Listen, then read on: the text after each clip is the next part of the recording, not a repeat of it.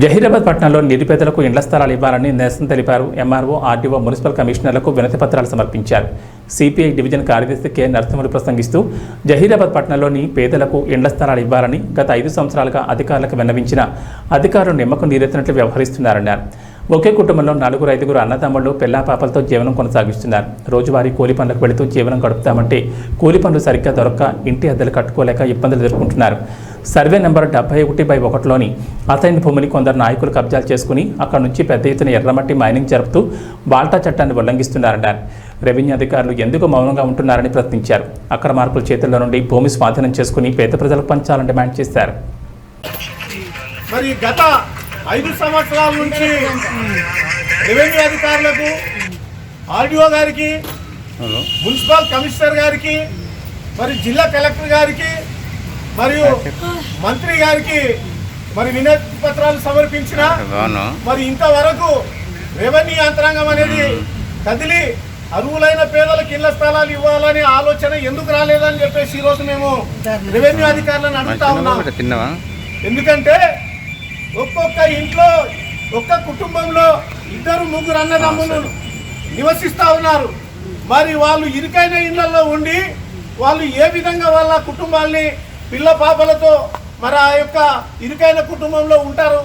అందుకోసం అని చెప్పేసి ఈరోజు మేము భారత కమ్యూనిస్టు పార్టీ సిపిఐ ఆధ్వర్యంలో మరియు 5 సంవత్సరాల నుంచి మరి మేము ఈ యొక్క వినతి పత్రాలు ఇస్తా ఉన్నాం.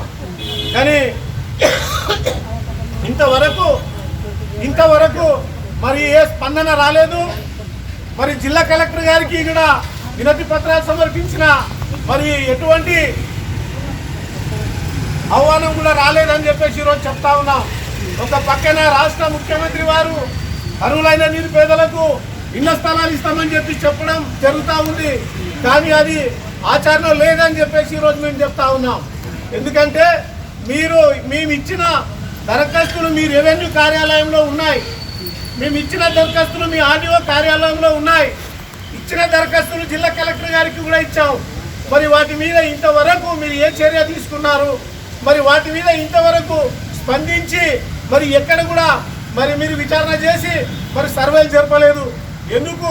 మరి అసలైన అర్హులు మరి వాళ్ళకు ఎందుకు ఇవ్వాలనే ఆలోచన లోపల మరి మీ యొక్క ప్రభుత్వాలు ఉన్నాయని చెప్పేసి ఈరోజు అడుగుతా ఉన్నాం.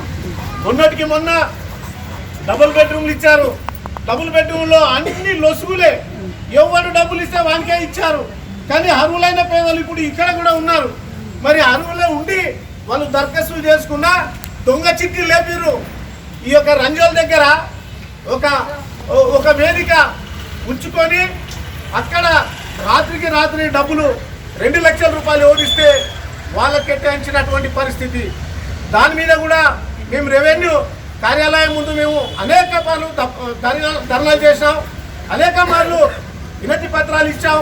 మరి డబుల్ బెడ్రూమ్ల మీద కూడా మీరు స్పందించక వాటిని అనర్హులకు మీరు కేటాయించడం చాలా బాధాకరం అని చెప్పేసి ఈరోజు చెప్పడం జరుగుతూ ఉంది.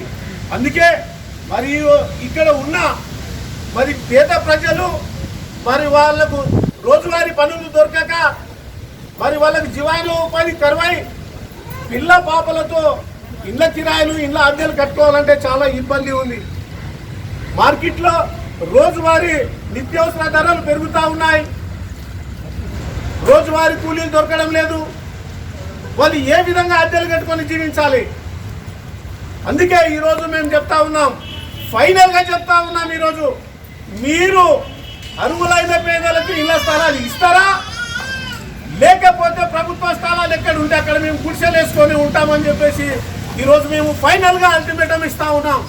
దాన్ని మీరు దృష్టిలో ఉంచుకొని మరి అర్హులైన పేదలకు విచారణ జరిపి సర్వేలు జరిపి మీ యొక్క పై అధికారులకు మీరు యొక్క విన్నపాన్ని వాళ్ళ దృష్టికి తీసుకెళ్ళి వాళ్ళతో మీరు చర్చించి మరి ఈ యొక్క జహీరాబాద్ పట్టణ ప్రాంతంలో ఎవరైతే అర్హులు ఉన్నారో వాళ్ళ అప్లికేషన్లు మీ దగ్గర ఉన్నాయి, వాటిని తీసుకొని మీరు సర్వేలు జరిపి అర్హులైన పేదలకు ఇళ్ల స్థలాలు ఇవ్వాలనే ఆలోచనతోటి ఈరోజు ఈ యొక్క కార్యక్రమాన్ని మేము చేపట్టాం.